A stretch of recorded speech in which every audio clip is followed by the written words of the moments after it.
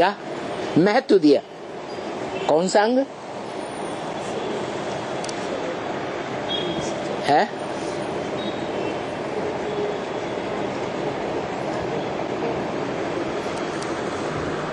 माता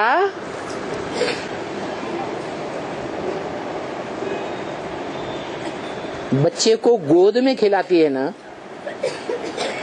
है खिलाती है ना, और जब खिलाती है तो मुख से आवाज भी करती है ना, प्यार की करती है ना। तो मुख को महत्व दिया। वाक देवी कही गई, वाचा की देवी, और गोद को महत्व दिया। तो जिन बच्चों ने गोद को महत्व दिया और ऊपर ऊपर मुंह की बातों को सुन लिया, सुन करके दूसरों को सुनाया, जैसे तुलसीदास जी ने कहा, पंडित सोई जोई गाल बजाबा। आज की दुनिया में जो बहुत अच्छे अच्छे भाषण कर लेता है नेता, तो उसको समझते हैं ये बड़ा विद्वान नेता है, इसको सत्ता सौंपनी चाहिए देश की। तो सिर्फ बोल बोल करने से कोई ज्यादा जहीन हो जाता है क्या, बुद्धिमान हो जाता है? ऐसा नहीं है। तो दादा लेखराज के मुख से जिन्होंने सिर्फ मुरली सुनी है, वाणी सुनी है और दूसरों को सुनाई है, अभी भी सुन रहे मुख की बोली हुई वाणी को और दूसरों को सुना रहे हैं, उस पर मनन चिंतन मंथन बिल्कुल नहीं कर रहे। जब मनन चिंतन मंथन नहीं कर रहे हैं तो उस बात को समझते भी नहीं है, समझ नहीं सकते तो दूसरों को समझा भी नहीं सकते। जब न समझ सकते हैं न समझा सकते हैं तो वो बाप को पहचान ही नहीं सकते। इसलिए कहने के लिए कहते हैं कि हम मुखवंशावली हैं, लेकिन वास्तव में अंदर से उनको माँ की गोद का बड़ा फकुर है। क्या ब्रह्मा बाबा हर बच्चे को गोद में लेते थे, गोद में लेकर प्यार करते थे। माँ क्या करेगी? है गोद में लेके प्यार ही करती। तो बच्चे जो बच्चा बुद्धि हैं वो उस माँ के प्यार को नहीं भूल पाते, मीठी मीठी वाणी को नहीं भूल पाते, भले वो वाणी काठ की मुरली हो। मुरली भक्ति मार्ग में दिखाते हैं काहे की मुरली? काठ की मुरली। क्यों काठ की मुरली भक्ति मार्ग में क्यों दिखाई? क्योंकि जिस मुख से वो वाणी चली वो बुद्धि से कैसी थी? कठ बुद्धि थी। अंदर से बात की गहराई को समझने वाली वो आत्मा नहीं थी। इसलिए भक्ति मार्ग वालों ने भगवान तो बता दिया कृष्ण बच्चे को, लेकिन जो बाजा दिखाया है वो कैसा दिखाया? काठ का बाजा दिखाया। और तान कैसी निकलती है? मीठी तान निकलती है या गड़गड़ाहट वाली तान निकलती है? बादल जैसे गरजता है, लोगों को डर लगता है, ऐसी वाणी तो है नहीं।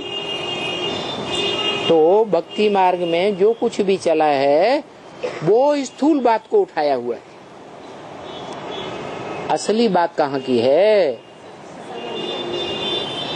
संगम युग में वो आत्मा जो बाप का पहले अबोध अज्ञानी बच्चा बनती है और बाप उस बच्चे को आरंभ से ही अपनी गोद में पालता है। वो बच्चा आज चित्रों में चित्रित किया गया है। वो बच्चा कौन है?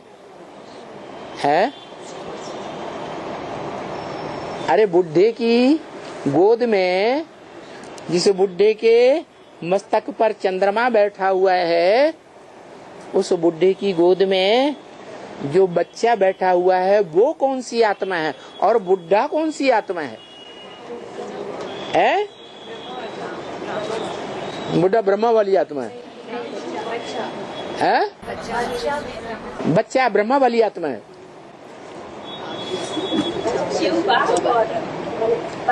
अरे इस मनुष्य सृष्टि में पहला पहला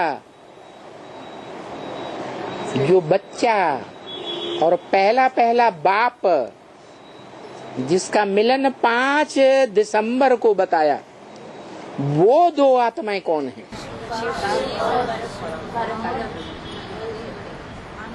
परम ब्रह्म रूपी बच्चा रचना, और रचयिता कौन? शिव बाप। तो जो पहला बच्चा है मनुष्य आत्माओं के बीच में, जो शिव बाप की बेहद की गोद में खेलता है, ये देह की गोद में नहीं, क्या बेहद की गोद है। वो बेहद की गोद कौन सी है?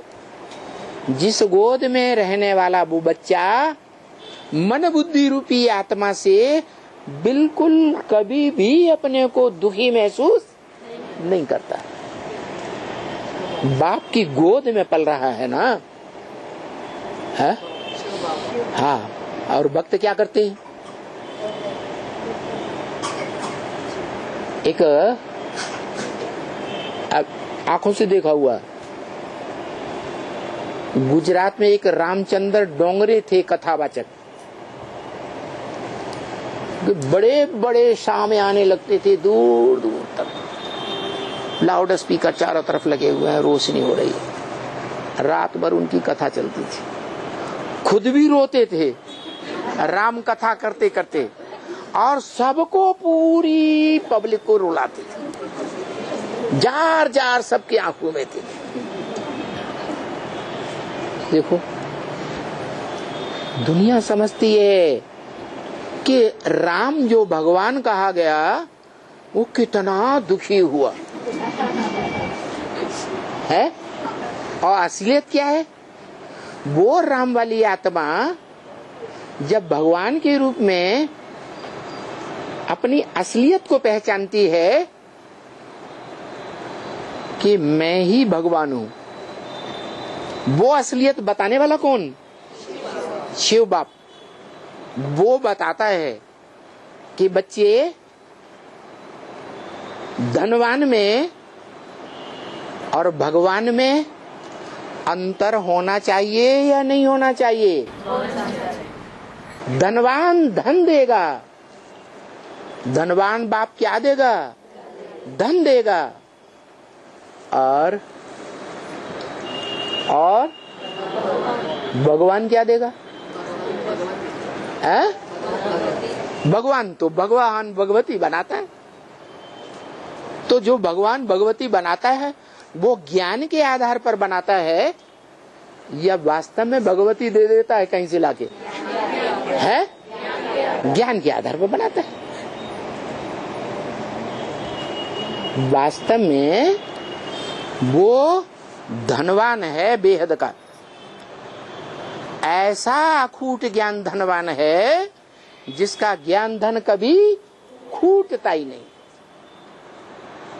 कोई बच्चा हो तो सारा का सारा धन ले ले उससे, तो भी उसके पास पूरा का पूरा बचता है। ऐसा अखूट धनवान है। लेकिन वो इस सृष्टि पर आकर के जिस बच्चे में प्रवेश करता है, उस बच्चे को अपना वर्षा देता है, तब असलियत पता चलती है क्या?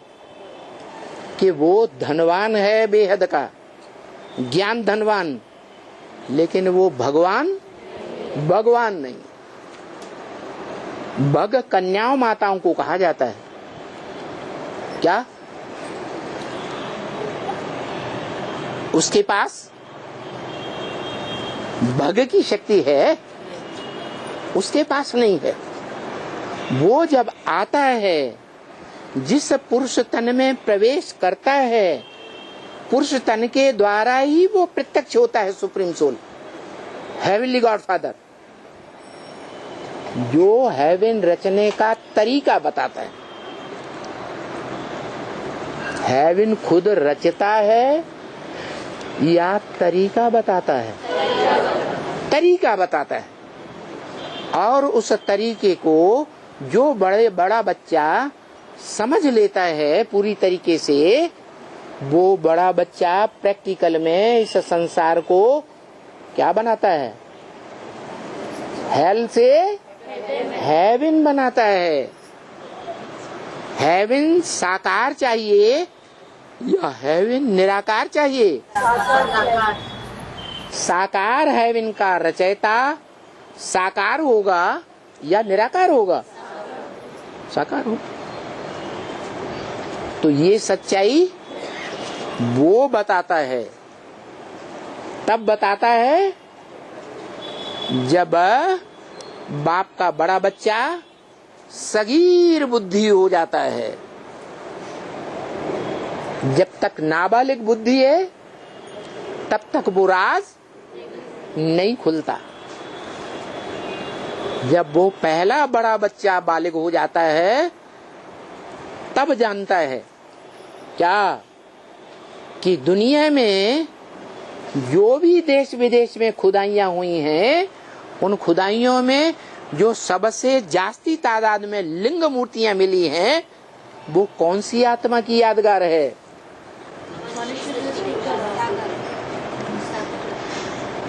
दुनिया तो इन बातों को सोचती भी नहीं।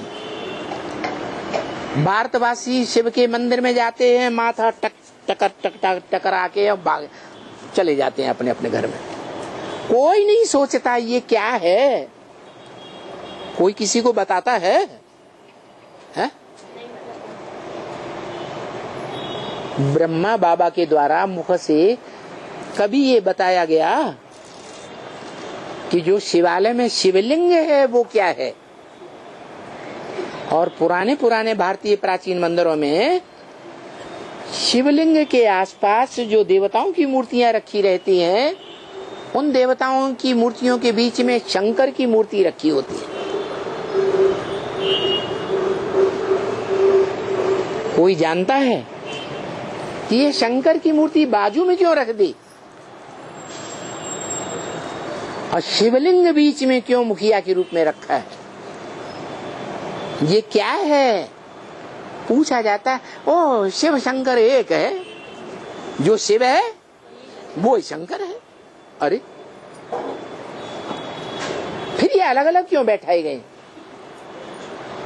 मंदिर में जहां बीच में शिवलिंग है वहां शंकर को रख दो।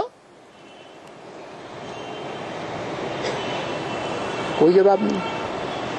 ये किसकी यादगार है? ब्रह्मा कुमारियों से पूछो तो कहेंगे निराकार शिवलिंग की यादगार है।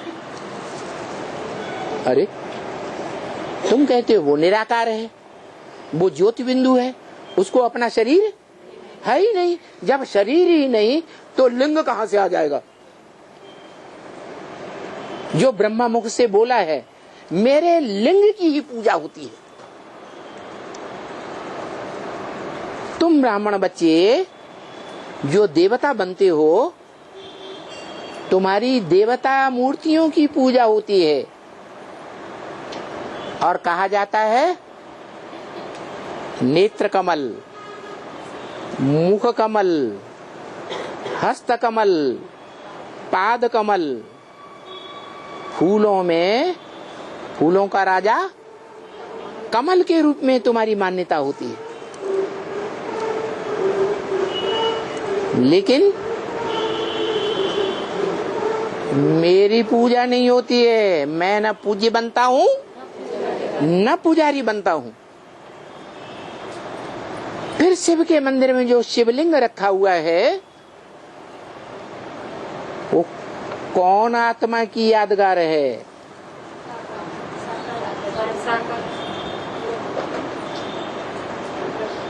ब्रह्मा कुमारियों से पूछो। मुरली में बार बार आता है। बाप का परिचय दो पहले पहले, बार बार आता है त्रिमूर्ति के चित्र में।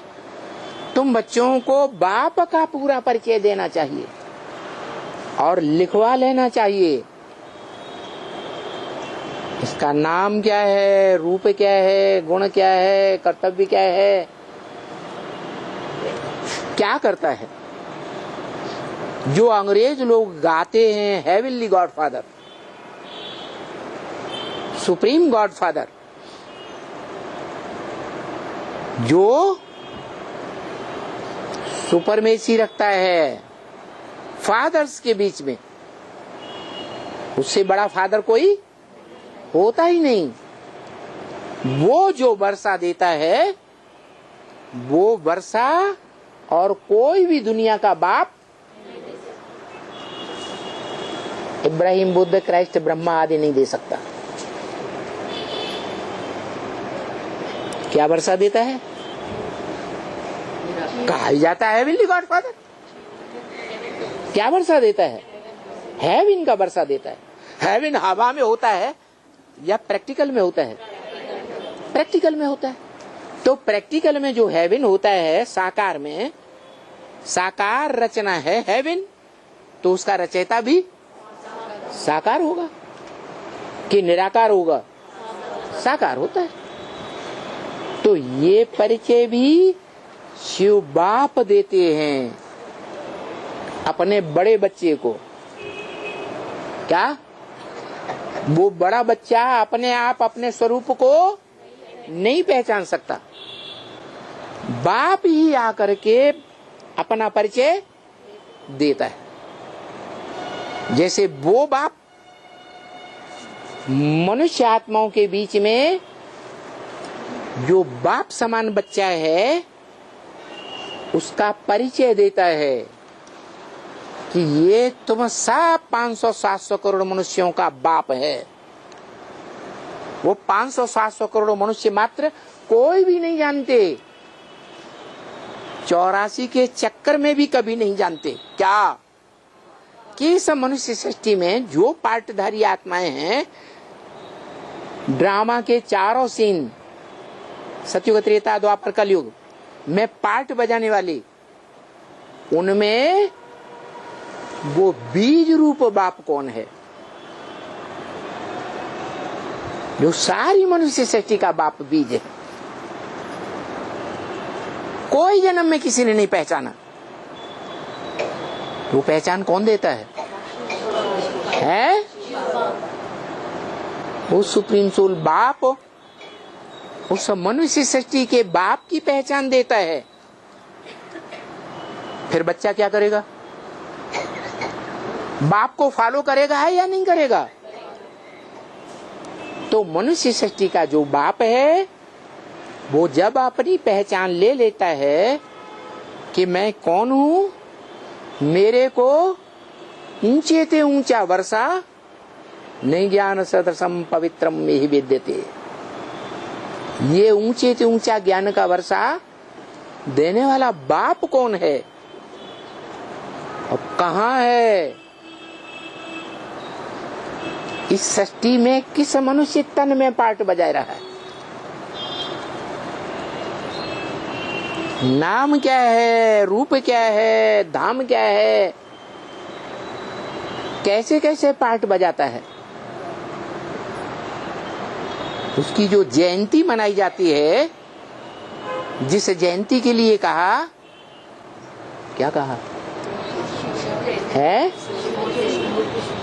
तो कहा, लेकिन ये कहा कि और सबकी जयंतियां हैं बर्थ नाटे पैनी। क्या? एक कौड़ी की भी कीमत नहीं जो ढोल मजीरा बजा बजा करके इतना पैसा खर्च करते हैं, फालतू इतना खर्च करते हैं। जो बर्थ पाउंड जयंती है वो है शिव बाबा की, शिव बाप की नहीं। शिव बाप सन 36 में आया कोई ने वास्तव में नहीं जाना, ब्रह्मा ने ही नहीं जाना, तो दूसरे ब्रह्मा कुमार कुमारी कैसे जानेंगे? उस बाप को अब तक भी जो दुनिया के सामने ब्राह्मण दम भरते हैं, हमें भगवान बाप मिल गया, हमने भगवान को पहचान लिया, हमारे पास भगवान है, हमको सच्चा ज्ञान दे रहा है। यज्ञ के आदि में खून से देते थे लिख करके कि हमें भगवान बाप मिल गया। वही बच्चे आज सरकारी स्टाम्प पेपर पर शपथ पत्र लिख करके देते, और मुरली में बाबा ने कहा,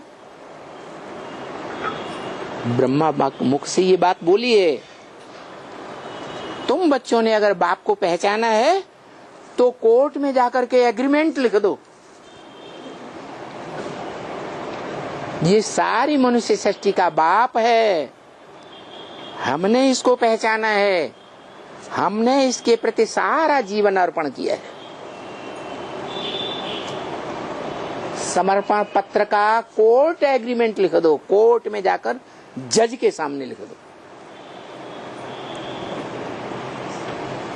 तो लिखते तो हैं, लेकिन जिस कोर्ट की आज कोई मान्यता नहीं रही, कोई खास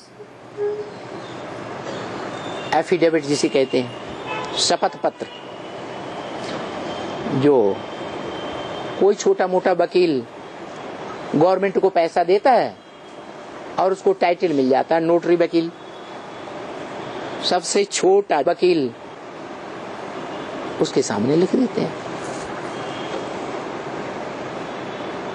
लेकिन लिखने के बावजूद भी, यज्ञ के आदि में खून से लिखने के बावजूद भी आज लिखते हैं और कल है? आज निश्चय बुद्धि की जन्म होता है और कल अनिश्चय बुद्धि बन जाते हैं। कहते हैं हम तो ऐसे ही मुगालते में आ गए थे कि ये हमारा सुप्रीम सोल बाप है, हमने ऐसे ही लिख दिया था अंदर घुसने के लिए, अंदर से हमने थोड़ा ही माना कि ये हमारा सुप्रीम सोल बाप है। आज निश्चय बुद्धि